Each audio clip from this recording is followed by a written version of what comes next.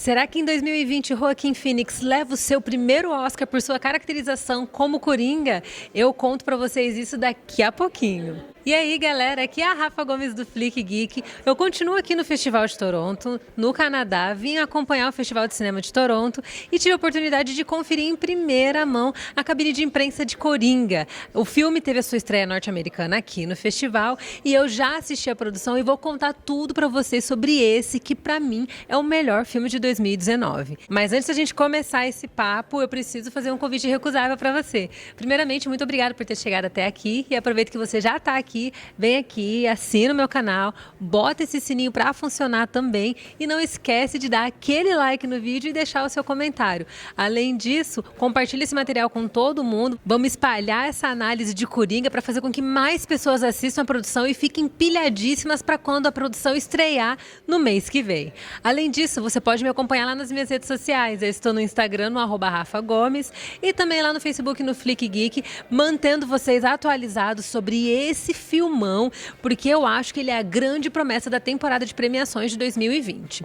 Agora já vamos entrar no assunto. Então, eu quero começar falando sobre a caracterização de Joaquin Phoenix. Se você não conhece o trabalho de Joaquin Phoenix, você precisa parar um pouquinho o seu tempo e começar a conferir as produções do ator. Ele é um ator que é cheio de entrega, faz papéis muito bons, papéis que normalmente costumam ser bem mais profundos e complexos, e sempre na hora de atuar, ele costuma fazer uma entrega totalmente absoluta, se rendendo ao personagem, perdendo peso se for o caso, ganhando peso se for o caso. Ele sempre assume o papel de maneira muito responsável e madura, e aqui todo o trabalho que ele fez ao longo de toda a sua carreira se cumpre de maneira ainda mais honrosa em Coringa, com uma caracterização que para mim ficou sensacional e impecável.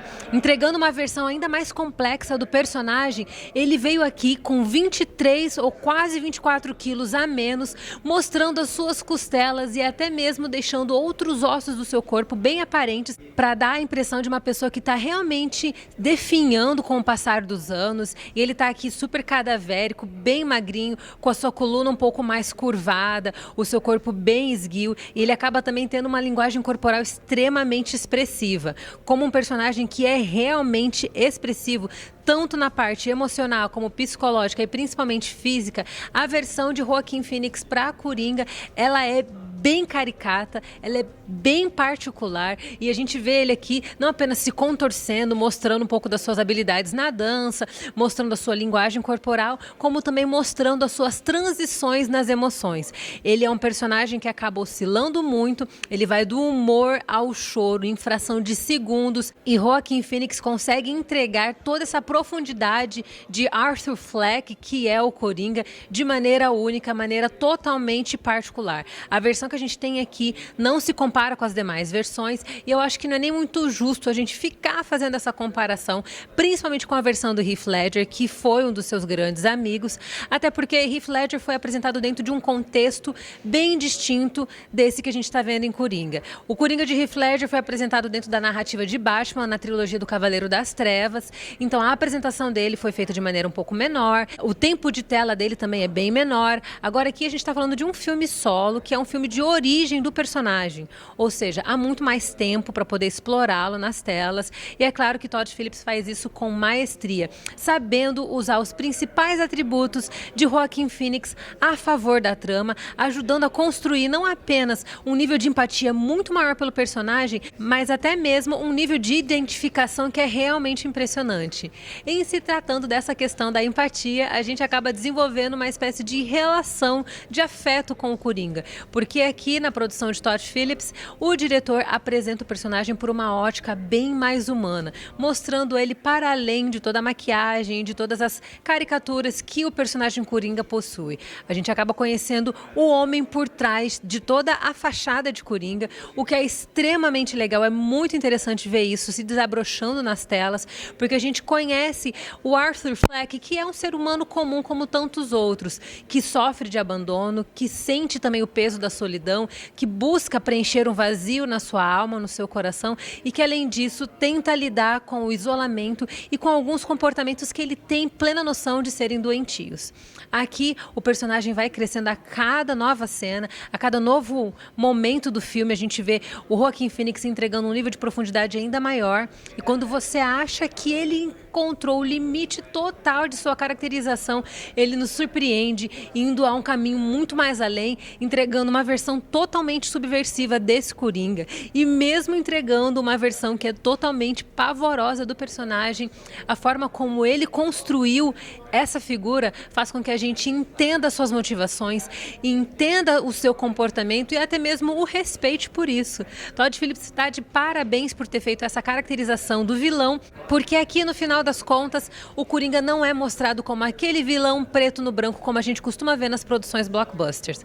O Coringa aqui é mostrado como esse personagem que possui várias camadas, vários tons de cinzas e que é um homem muito completo e muito mais complexo de ser compreendido. Não dá para simplesmente taxá-lo de vilão aqui. Ele é uma figura que no final das contas é fruto do seu próprio meio e é reflexo de uma sociedade que está se definhando, que está em pleno caos, tanto na questão de princípios morais, como também na questão das instituições públicas. Aqui a gente tem uma Gotham City que se passa nos anos 80 e a Gotham aqui é retratada exatamente como a Nova York dos anos 80. Se você não conhece a Nova York da época, é importante você fazer uma busca no Google para poder se inteirar um pouco mais como é que era aquele período histórico da cidade, porque Nova York naquela época estava totalmente rendida à criminalidade. Naquela época também existia uma espécie de toque de recolher ali, as pessoas não tinham segurança depois de um certo horário na rua, a polícia estava totalmente à mercê das circunstâncias, ela não conseguia se posicionar e não conseguia garantir a segurança da população da cidade. Então a gente tem um período histórico na cidade de Nova York que foi crucial, que acabou sendo rompido, graças a Deus. Hoje é uma cidade muito tranquila e também é cheia de turistas, mas nos anos 80 a cidade tinha uma realidade bem caótica e o filme acaba fazendo uma referência muito bacana a essa Nova York dos anos 80, recriando desde as pichações das estações de metrô, a falta de qualidade dos serviços públicos, até mesmo a sensação de abandono que a cidade possui, com lixo espalhado por toda a cidade, com a polícia aquém às circunstâncias. A gente vê que todo esse trabalho foi feito com muito cuidado e aí eu já entro até nessa parte de design de produção, que foi realmente impecável.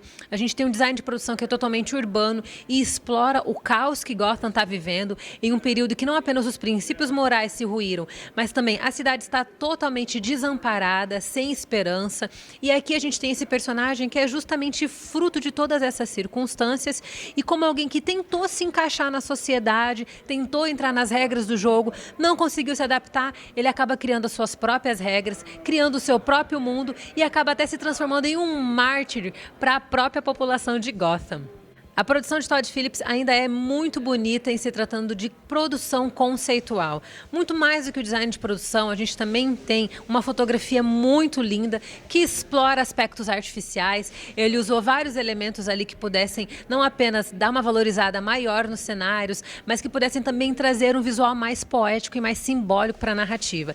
Isso tudo é feito de maneira muito estratégica e muito bem alinhada. E dentro desse contexto nós temos Joaquin Phoenix, que é o grande destaque, que acaba sempre se destacando dentro da própria fotografia, ajudando a fazer com que ela mesma se torne ainda mais bela e muito mais bonita de se contemplar diante dos olhos. É um filme que, visualmente falando, é muito bonito e assim também possui uma trilha sonora que é fantástica. A trilha sonora vai desde clássicos musicais dos anos 30, 40 e 50, passando por tantos outros hits da década de 70 e 80, traz uma trilha sonora bem versátil e a música acaba ditando boa parte do ritmo do filme. Em alguns momentos os diálogos cessam e a trilha sonora é que se comunica com a própria audiência. E isso é feito de maneira brilhante, porque com a trilha sonora pautando a própria narrativa, a gente consegue até perceber qual é o mood da cena, qual é a vibe que Todd Phillips está tentando trazer e o que ele pretende passar naquele momento que ele está filmando. A forma como a narrativa também cativa a audiência é tão visceral que a gente começa também a tentar desvendar a própria mente do Coringa. Todd Phillips convida o público a tentar preencher as lacunas da sua mente como se fosse uma espécie de quebra-cabeça. E a gente acaba assistindo o filme de maneira muito participativa, porque você vai analisando os momentos que você acabou de ver, tentando encaixá-los na cena que você está assistindo no momento, à medida que você também tenta especular sobre quais serão as próximas cenas que virão. Então, é um filme que promove uma experiência totalmente sinestésica e palpável e faz com que você entre para dentro da trama, e é justamente por ter essa perspectiva tão convidativa para a audiência, para se envolver com a história do personagem, é que a gente acaba recebendo um filme que faz essa ligação com o público, fazendo com que a gente se identifique com um personagem que, em geral, nós não nos identificaríamos. A trilha sonora da produção é belíssima, ainda traz a canção Smile, de Charlie Chaplin, que eu achei que foi uma escolha muito pontual mesmo, foi uma escolha ideal para a produção, e até mesmo o próprio personagem acaba sendo absorvido pela trilha sonora da produção. Além disso, a gente possui algumas referências da cultura pop, são referências sutis. Todd Phillips ficou mais preocupado em contar a sua própria história ao invés de fazer referência a outras, mas tem uma cena em questão ali que a gente vê um dos clássicos musicais de Fred Astaire, e para mim foi uma experiência muito bacana, foi uma surpresa bem legal ver isso na tela, porque eu sou apaixonada pelo Astaire. Para mim ele é um ícone do musical, ele é um ícone do gênero, e foi ótimo ver essa escolha na produção, porque Todd Phillips ali tenta criar realmente uma ponte com o cinema de conceito, à medida que também está produzindo um filme que possui um grande orçamento e que de certa forma é um filme blockbuster, né? O que fez de Coringa ser esse sucesso tão grandioso no Festival de Veneza a ponto de levar o Leão de Ouro é justamente a forma como a história é construída. O personagem extrapola os limites do quadrinho, se apresentando na verdade como uma figura que poderia muito bem representar qualquer pessoa na sociedade mundial, além de poder representar também a quebra do sistema público e principalmente o colapso da sociedade. É um filme que é extremamente realista, ainda que tenha esse background nos quadrinhos, e a trajetória de sucesso de Coringa prova e também já começa a mostrar efeitos, fazendo com que o filme comece a ser visto de maneira até mesmo diferente pela academia, permitindo que o próprio gênero de adaptação de quadrinhos passe a ser visto por uma ótica mais madura pela academia, que em geral tende a achar que esses tipos de filmes são apenas blockbusters, pipoca, filmes que são para grandes audiências, filmes que são para massa e que não possuem uma mensagem tão profunda assim. Coringa prova justamente o contrário e ainda acaba inaugurando um subgênero dentro dos quadrinhos, mostrando que, de agora em diante, um novo rumo pode realmente acontecer dentro da indústria cinematográfica. O filme acaba sendo divisor de águas também para a DC, sendo a sua melhor produção. Eu acho que, sem sombra de dúvidas, Coringa é o melhor filme deles, e a jornada de sucesso que o filme tem tido também comprova isso, e eu estou apostando muito numa indicação e principalmente em uma vitória na categoria de melhor ator para Joaquin Phoenix. De todos os trabalhos que o ator fez, esse é o mais complexo, esse é o mais profundo, o mais dilacerado, e vê-lo receber esse prêmio seria realmente uma honra. Seria o segundo Coringa premiado, né, DC, e ia estar com uma moral ainda maior, e eu acho que o filme tem tudo para configurar nas principais categorias das grandes premiações de 2020.